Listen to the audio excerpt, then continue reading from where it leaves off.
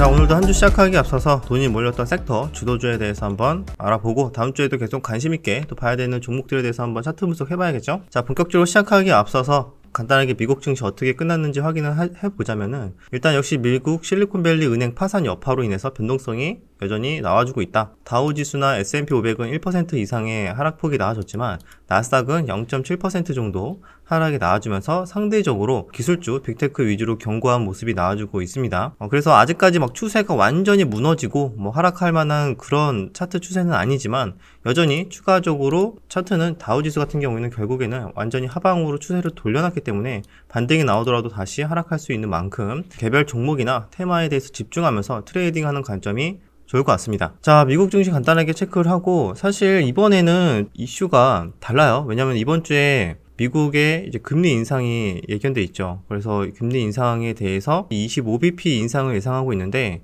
만약에 동결의 의견이 나오거나 동결이 된다 라고 하면은 오히려 주식시장은 더 한 번 더 위기를 겪을 수가 있습니다. 금리 동결하면 더 좋은 거 아닌가 라고 생각할 수 있지만, 지금 이번 문제는 저는 개인적으로 조금 다르게 보거든요. 지금 보시면은 지금 미국 실리콘밸리 은행도 그렇고 유럽의 크레디트 스위스 은행의 좀 유동성 위기 여파도 어떻게 수습이 될지 지금 관건이잖아요. 그거에 따라서 굉장히 주식시장의 변동성이 커지겠지만, 이거의 문제의 근본으로 올라가다 보면은 채권 시장에 있습니다.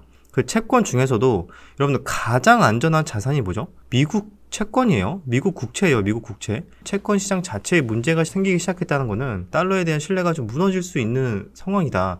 지금 그래서 이렇게 미국 국채를 갖고 있어서 실리콘밸리 은행의 파산이 연결됐다? 와, 이러면은 내가 더 이상 무엇을 믿을 수 있지? 채권을 믿을 수가 없는 건가? 그래서 지금 현재 자금의 도피처로 비트코인이 굉장히 상승을 나와주고 있어요.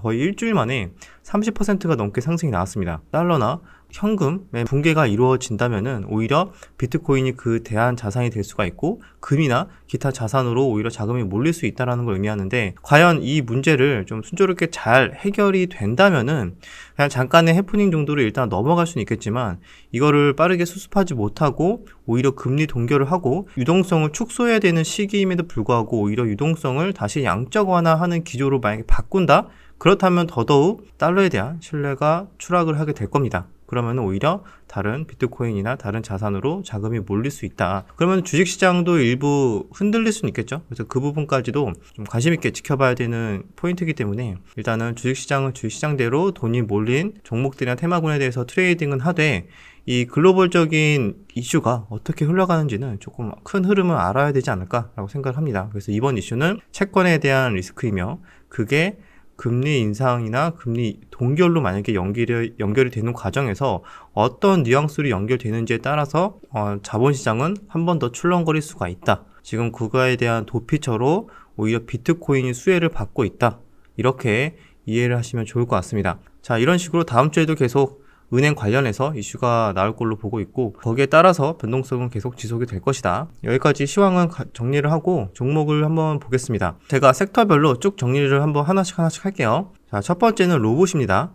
로봇은 가장 강력하게 자금이 몰렸던 섹터예요, 최근에. 그나마 2차 전지에서 조금 자금이 빠져서 로봇주로 굉장히 쏠림 현상이 나와주고 있습니다. 거기에서 레인보우 로보틱스 1조 넘게 거래대금이 몰려주고 있고, 이런 인탑스 3천억, 로보스타 4천억, 로보티즈 4천억, 유진로봇은 한 500억, 그리고 RS 600억, 그다음에 뉴로메카 2,500억, SBB테크 2천억, SP시스템스 2천억, SPG 4천억, 유일로보틱스 2천억. 그냥 대충 중소형주들도 1,000억, 2,000억씩 터지고 막 4,000억씩 터지고 지금 난리가 났어요. 로봇주가 이렇게 거래대금이 터져서 지금 너무 많이 올라서 과열 아니냐라고 생각할 수 있겠지만, 이 정도로 거래대금이 터지고 나서 한 번에 끝나는 경우는 거의 없으니까 아마 변동성은 충분히 나올 겁니다.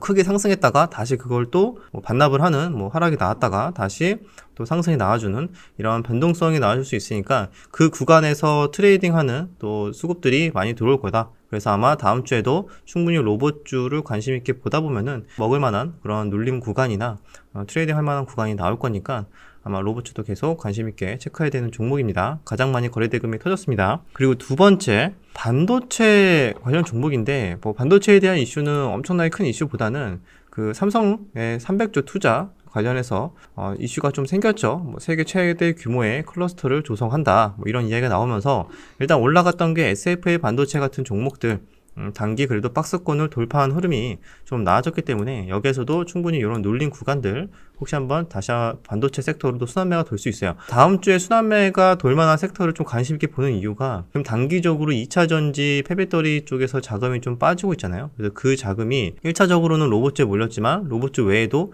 다른 섹터로도 순환매가 한 번씩 돌 수가 있기 때문에 그 후보로 일단 반도체도 하나 보고 있는 거예요. 반도체는 뭐 이런 종목들도 있고 뭐 제주 반도체도 좀 박스권의 움직임이 나와주고 있고 다시 올라왔던 게 뭐 이런 하나마이크론이나 PSK 같은 종목도 단기 박스권을 살짝 돌파한 상태다.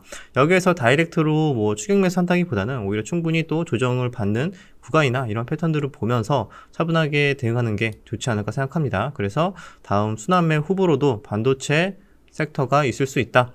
이 외에도 종목들은 여러 가지가 있으니까 한번 쭉 찾아보시면 좋을 것 같아요. 자, 그리고 세 번째 후보는 일단 원전도 있어요. 원전을 한번 볼게요. 원전 종목 중에 기존에 좀 좋은 흐름이 나왔던 게 이런 뭐 한전기술, G2파워 이런 종목들이 있죠. 보시면은 일단 G2파워 이렇게 보면은 요때 거래대금 들어오고 나서 아직까지는 그래도 크게 요때 거래대금 들어오고 나서 크게 추세를 이탈하지 않고 일단은 버텨주고 있는 모습이 나와주고 있어요. 그래서 여기서 이런 박스권의 모습이 나와주면서 상단을 돌파하는지 이런 여부도 원전주 한번 순환매 후보가 가능하다. 어떤 뉴스가 붙을지 모르겠지만 보통 뉴스가 붙으면은 이미 고점을 좀 돌파하면서 슈팅을 나와줄 때 아마 붙을 확률이 높겠죠. 그래서 이런 원전주도 하나의 또 다음 테마 순환매 후보 중에 하나다. 그 차트로는 뭐 G2파워가 좀 양호해 보이고 그 다음은 이런 한전기술도 이때 좀 윗꼬리가 길게 나오면서 차익 실현 나온 거 아니냐라고 생각할 수 있겠지만 그래도 야금야금 다시 올려놓는 모습이 그렇게 나쁘지 않은 추세를 유지하고 있다. 한전 KPS도 마찬가지죠. 그리고 두산 에너빌리티는 조금 추세가 애매한데 어쨌든 이 종목도 큰 흐름에서 봤을 때는 무너지지 않고는 있다. 그 외에도 뭐 일진파워나 보성파워텍, 기타 등등 뭐 관련 테마주가 있지만 일단은 뭐 실적이나 이런 것보다는 아마 테마성의 흐름으로 움직일 것 같아요. 테마성으로 한번 자금이 몰릴 수 있으니까 그 부분도 다음 주 체크 포인트가 될 걸로 보고 있습니다. 그래서 반도체 원전을 보고 있고 그 다음에 바이오주는 이미 세게 들어왔죠. 보시면은 셀트리온 헬스케어랑 셀트리온 제약 뭐 이런 종목들 제약이 특히 뭐 18% 금요일날 올라와 주면서 다시 고점을 돌파가 나와줬어요. 그래서 역시 그 다음 2차 전지에서 빠져나간 돈 또는 일부 로봇에서 또 차익 실현이 잠깐 나와준다면은 그 후보 중에 하나도 이런 바이오가 될 수가 있습니다.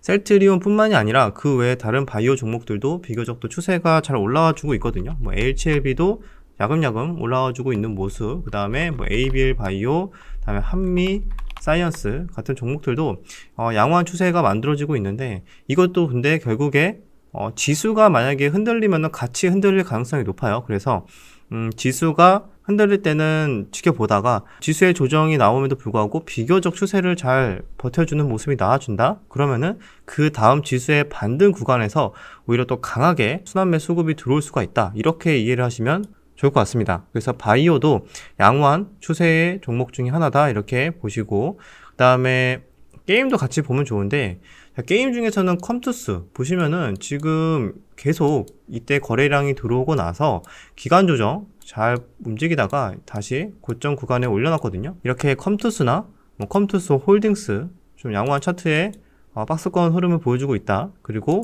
뭐 위메이드 맥스 이런 게임주들이 조금 그래도 양호한 추세가 나와주고 있어요. 위메이드도 4월에 대한 신작 기대감이 있는데 그거에 대해서 어떻게 좀 평가가 하기가 어렵더라고요. 근데 일단 주식시장은 일단 뭐 기대감으로 좀 미리 올리려고 하는지 모르겠지만 이때 수급이 들어오고 나서 조정 이후에 다시 21선 위로 올려놓는 모습이 나와주고 있습니다. 그래서 게임주 쪽도 잠깐 들어올 수 있겠다. 그 후보 중에 하나로 보고 있습니다.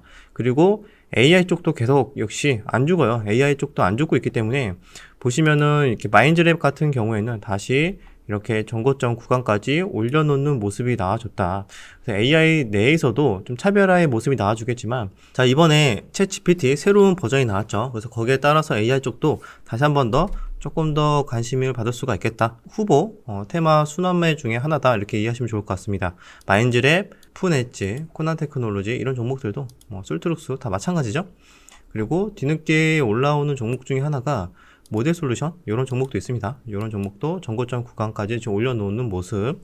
AI 쪽도 살펴봤고 그 외 종목도 많으니까 한번 쭉 보시면 좋을 것 같아요. 그리고 나서 신규주까지만 보시면 돼요. 그리고 마지막으로 2차전지에 대해서 말씀드릴게요. 왜냐면 새롭게 또 악재도 나왔으니까. 자, 신규주에는 라운텍 이런 종목들 살짝 고점을 돌파해 놓은 상태. 그 다음에 꿈비도 살짝 올려놓는 모습. 이런 신규주들이 있어요. 그 외에도 금양 그린파워 이런 종목들이나 기타 종목들이 있으니까 이런 신규주들이 만약에 올라간다 라고 본다면은 특별히 이슈가 따로 붙지 않으면서 그냥 자금이 그냥 몰리는 경우가 있거든요. 그래서 오히려 매매할 게 딱히 없다 싶으면은 이쪽으로도 반짝 순환매가 될 수 있으니까 그냥 후보 중에 하나로 가볍게 보시면은 좋을 것 같습니다.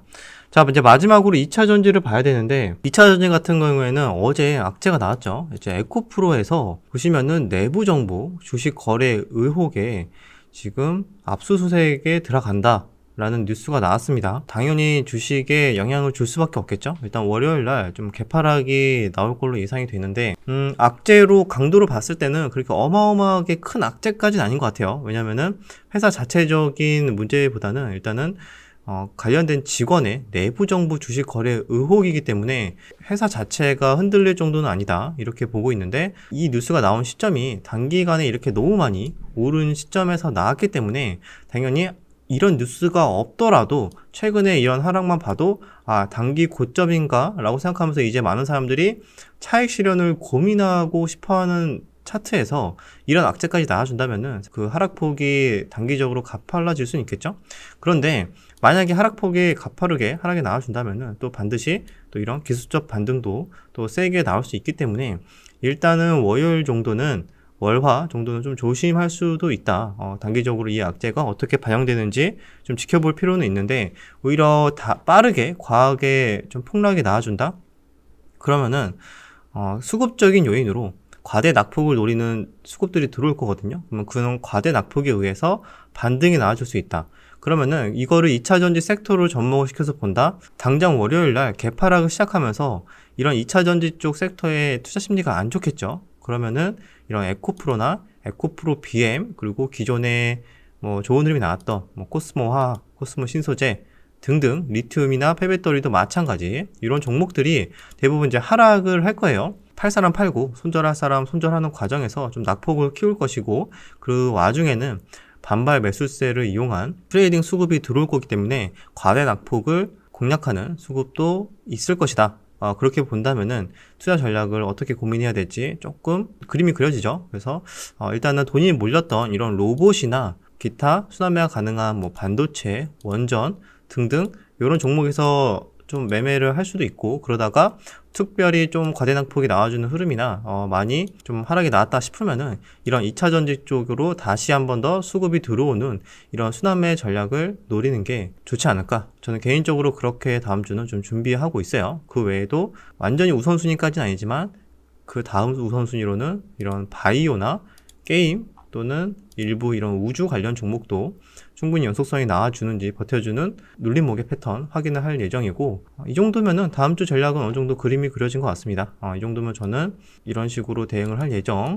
주도주 내에서 매매를 하다가 과대 낙폭 노리고, 그 다음에 다른 순환매 전략 한번 노려보자. 종목으로 봤을 때는 이렇게 저는 딱 보고 있는데, 우리 항상 변수가 있죠. 또 이런 또 크레디트 스위스 여파나 실리콘밸리 파산 이후에 다른 추가적인 악재가 나오는지 또 유심히 체크를 하면서 거기에 따라서도 유연하게 투자 전략을 계속 중간중간에 대응을 해야 될 것 같아요. 그리고 금리 인상이 어떻게 되는지에 따라서 좀 봐야 될 것 같다. 사태가 좀 더 심각해진다, 좀 불안해진다라고 생각이 된다면은 오히려 진짜 비트코인이 좀 수급이 또 강하게 몰릴 수도 있기 때문에 코인으로 자산을 일부 배분을 한다던가 아니면 코인 관련 주식으로도 순환매가 될 수 있지 않을까? 이렇게 생각을 해볼 수가 있는 거죠. 그래서 여기까지도 한번 생각할 게 많지만 어쨌든 여기까지 한번 정리를 하면서 이번 주도 한번 차분하게 다 먹는다는 생각 말고 이렇게 여러 가지가 있지만 그 중에 차분하게 잘 대응을 해서 한두 개만 좀 제대로 수익을 내고 큰 욕심 없이 잘 마무리하자라는 생각으로 이번 주도 좀 잘 대응하셔서 성투하시길 바라겠습니다.